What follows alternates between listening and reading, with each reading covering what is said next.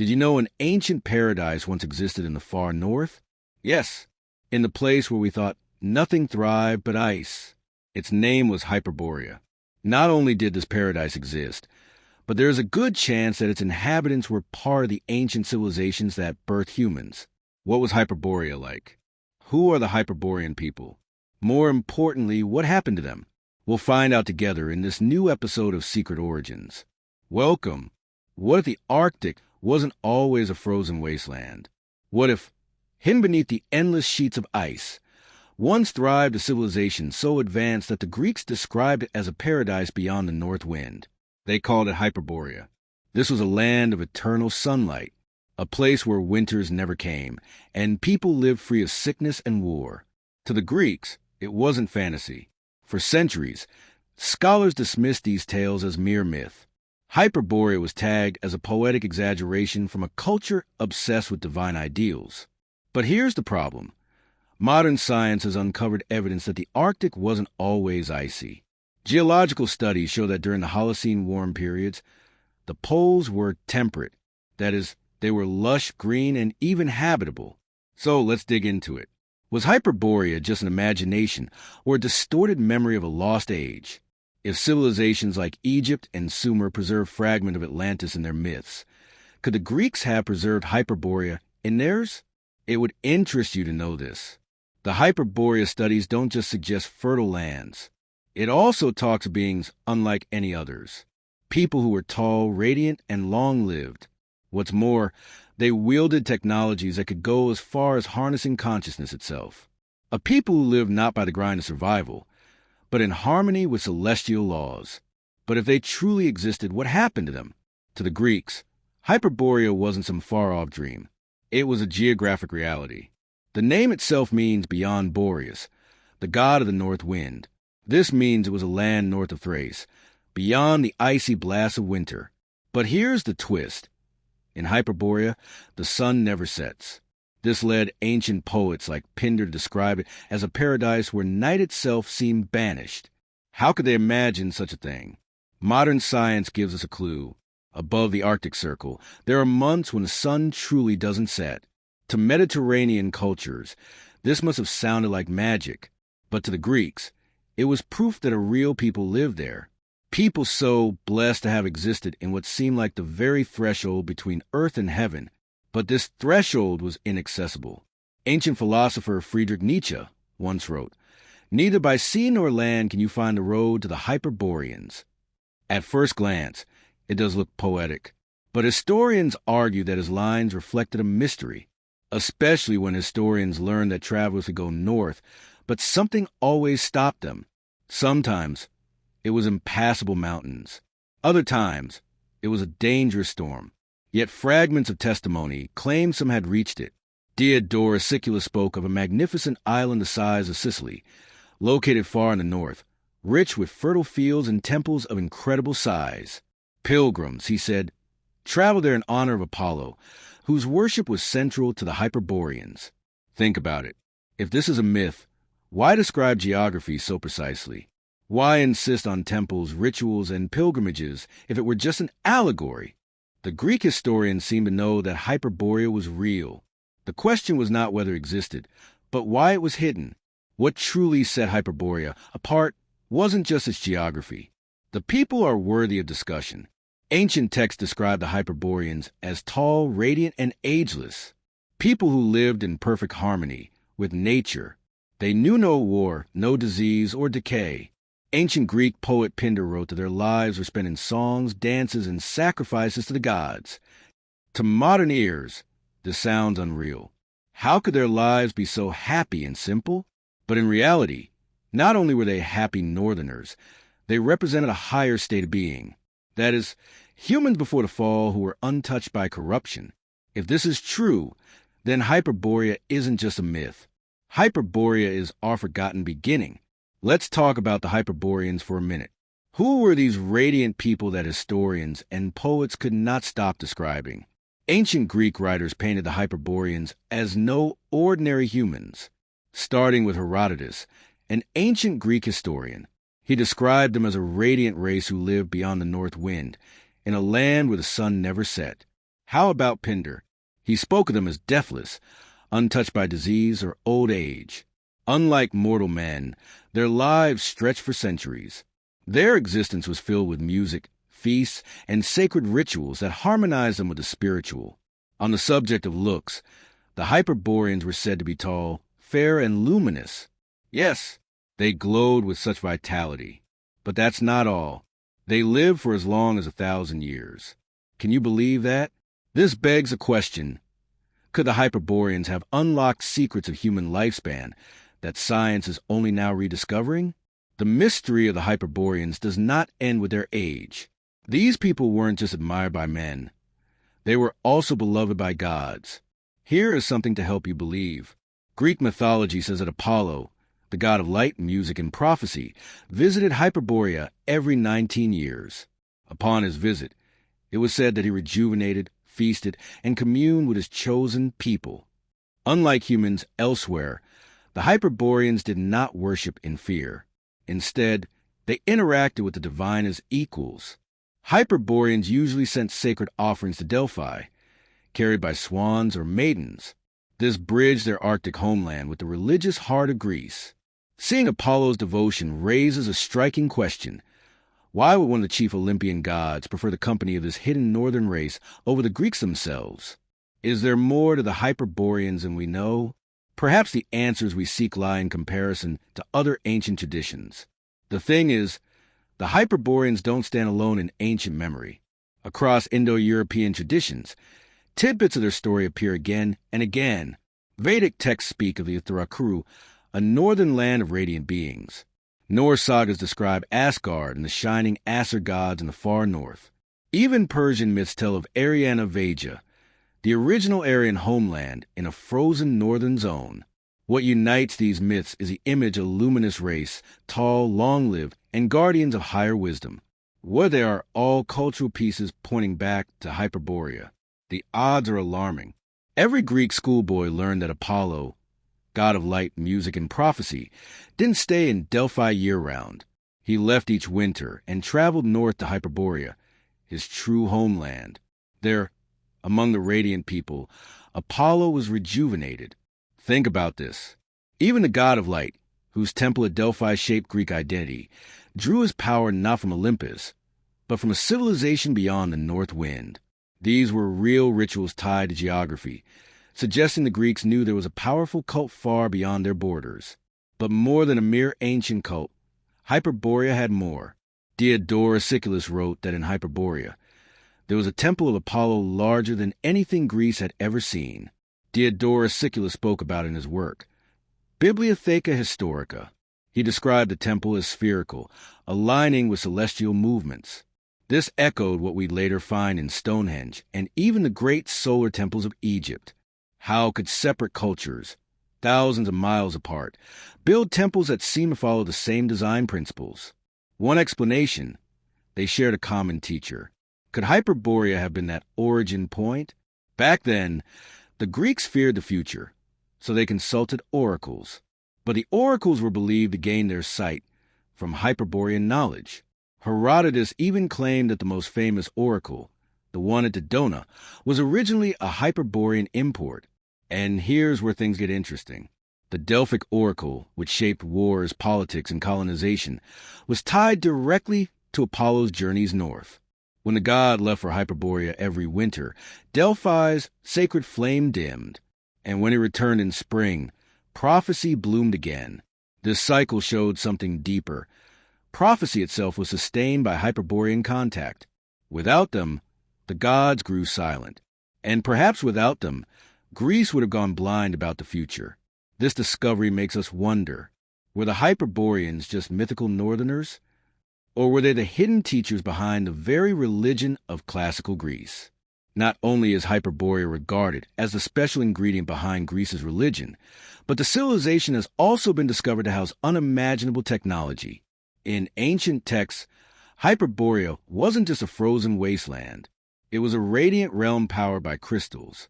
Their cities had towering quartz spires that pulsed with harmonic frequencies. Most of all, they channeled Earth's natural energy fields. These weren't simple decorations. The Hyperboreans mastered piezoelectric technology. We are talking about the tech that uses pressure within massive crystals to generate power. Imagine cities lit not by fire, but by vibrational resonance. Also, in this civilization, they achieved healing through sound and crystal harmonics, tuning the human body like a living instrument. There was nothing like the adverse reactions that come from using orthodox medicines. Even today, the Arctic remains wrapped in mystery. Satellite readings reveal magnetic irregularities. On a closer look, you'll find areas where compasses spin wildly and electromagnetic fields surge far beyond natural expectations. Some scientists chalk it up to shifting poles. But counter-researchers argue something else. What if remnants of Hyperborean technology were buried beneath the ice? How about the popular machines of the North that stabilized the climate and balanced Earth's magnetism? In today's world, we call these things anomalies. But what if these anomalies are the silent echoes from Hyperborea still resonating millennia after the fall? Explorers have reported strange auroras appearing with no solar activity, as though the sky itself was responding to something below. If Hyperborea truly tapped into Earth's magnetic grid, then the anomalies aren't just geological quirks. They're fingerprints of a forgotten energy network. And if that's true, then the frozen North may be less dead than we think. Perhaps the ice hides a sleeping system waiting to be rediscovered. What makes the Hyperborean puzzle even stranger is its uncanny resemblance to Atlantis. Both civilizations are said to have built cities aligned with energy lines, powered by crystals, and stabilized by Earth's magnetic field. In Plato's dialogues, Atlanteans used fire from the earth channeled through crystalline structures. Ancient texts describe Hyperboreans doing the same, only with greater refinement. Some researchers suggest the two were not separate at all, but twin outposts of the same global civilization. The fall of Atlantis through flood and the freezing of Hyperborea through pole shifts may have been one great disaster recorded differently in myth. If so, then the crystal grids and other forgotten technology beneath the Arctic ice are chapters of the same lost story, a story where humanity once lived in resonance with the planet itself. In Hyperborea, words were almost unnecessary. Communication happened mind to mind. Can you believe that? A place where telepathy wasn't superpower, but a daily language. Greek accounts describe the Hyperboreans as beings of purity and clarity, living without lies or deceit. How can lies thrive?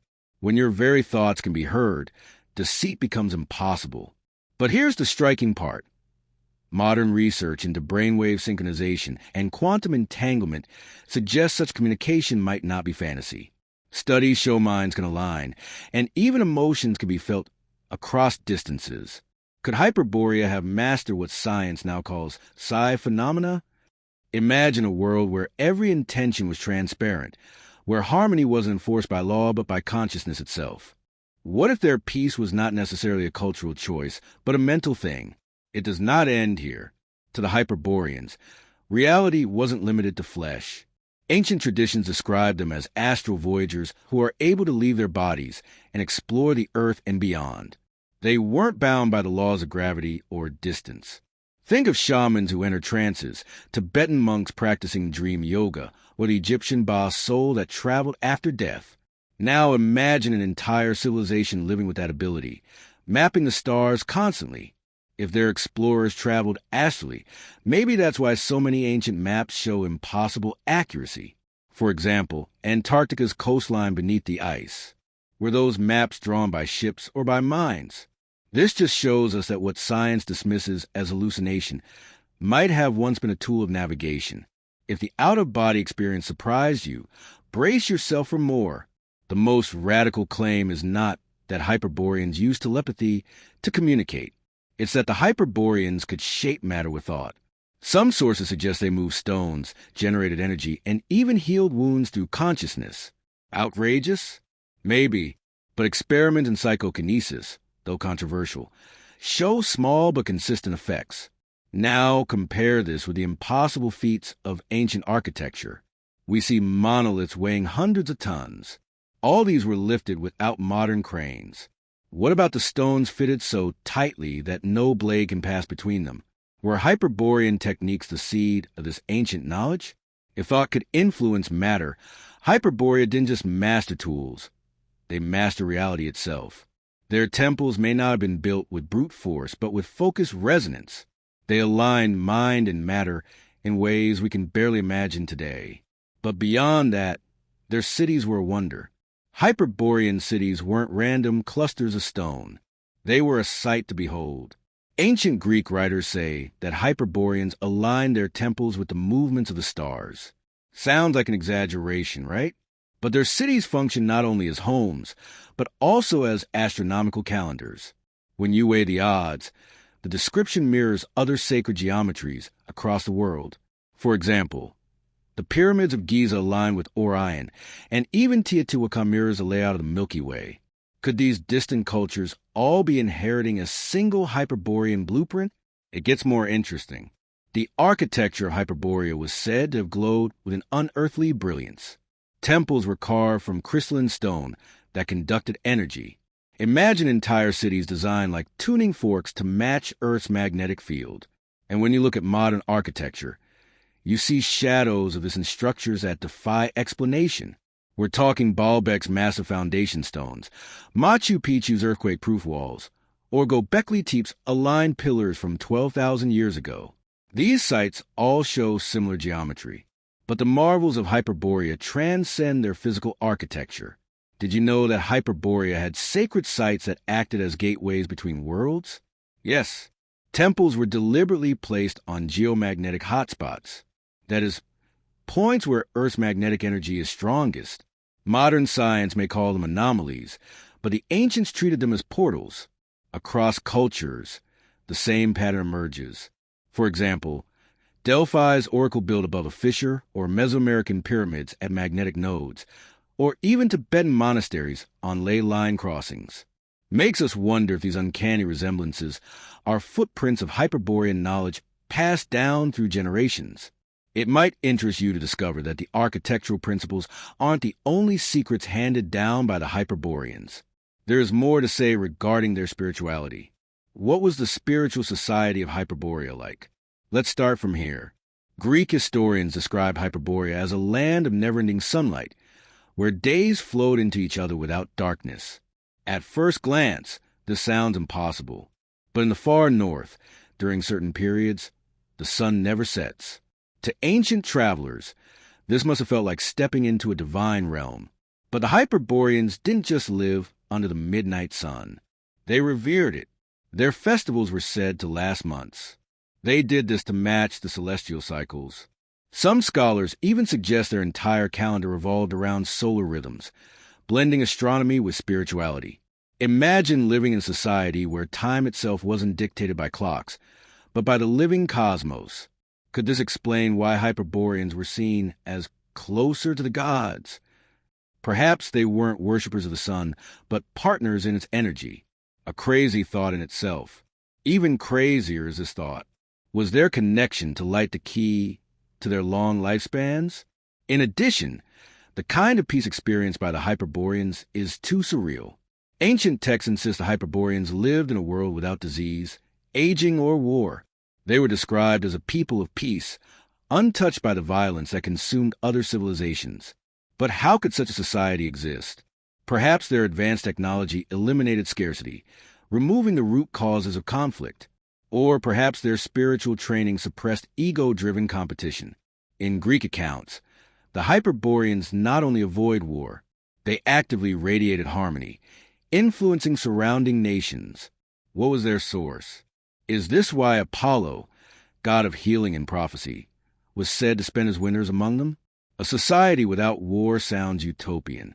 But what if it's only unthinkable because humanity forgot it was once possible? The most shocking declaration about the Hyperboreans is their extraordinary lifespan. Some accounts say they live for hundreds of years, never aging as we do. Could this have been due to the environment alone? When you consider the clean air, crystal energy, and perfect diet, it seems like a good enough deal. Or was it their mastery of consciousness? Did it allow them to slow biological decay? Ancient mystics believed thought itself could extend life, and Hyperborea may have been the living proof. Texts describe them as free from old age and disease. Their deaths only came when they chose to die, and the departures were celebrated as conscious transitions, not tragedies. Instead of fear, they embraced death as a gateway to higher dimensions. What if aging, as we know it, isn't natural at all, but a symptom of lost knowledge? The Greeks didn't imagine Hyperborea as a distant myth. Instead, they believed their own culture was shaped by it.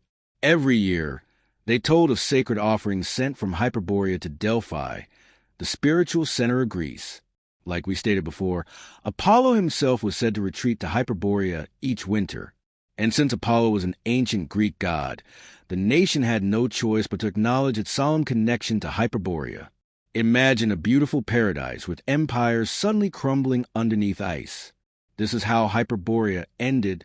It is established that Hyperborea is a land of eternal spring. Nevertheless, geological evidence indicates rapid pole shifts that could have transformed warm climates into frozen wastelands almost overnight. Scientists now admit the poles have shifted before, altering weather and habitability on a global scale. This brings us to ask, what if Hyperborea's fall wasn't gradual, but catastrophic? A swift flash freeze that buried cities under ice within days? Most likely. The mammoths of Siberia suggest exactly such an event. This is because they were discovered with undigested food in their stomachs. Could Hyperborea's people have faced the same fate? If so, their civilization didn't simply decline. It was erased in an instant. To the outside world, the exact cause of Hyperborea's disappearance is not known, but historians think otherwise. Aside from a sudden ice cataclysm, there are other possible factors. Across the ancient world, we know of a deluge. Some myths say it came in the form of great earthquakes and fire raining from the heavens. Plato even tied Atlantis' fall to violent floods. Could Hyperborea have met a similar end? In other books, some researchers connect Hyperborea's destruction to comet impacts or solar flares that destabilized Earth's climate. Ancient traditions align too, from a Norse Ragnarok, where fire and ice consumed the world, to Native American tales of sky stones that caused flooding. Since Hyperborea sat at Earth's magnetic crown, any cosmic event striking the poles would have devastated it first. Perhaps their mastery of Earth's energies couldn't shield them from the heavens. Was this punishment by the gods, or just the cruel result of heavenly cycles? But here's the twist. The legends don't say Hyperborea vanished entirely. They say its people migrated south. Legends from Greece to India describe luminous northern teachers bringing agriculture, astronomy, and spiritual law. Archaeology reveals sudden bursts of advanced knowledge appearing across Eurasia, and they are all too sudden to be a coincidence. So, did Hyperborea truly die? Or did it disperse to camouflage itself in the rise of later empires? Share your theories or questions in the comments. And if you enjoyed this video, leave us a like and subscribe to our channel for more. Keep your minds open, and until we meet again,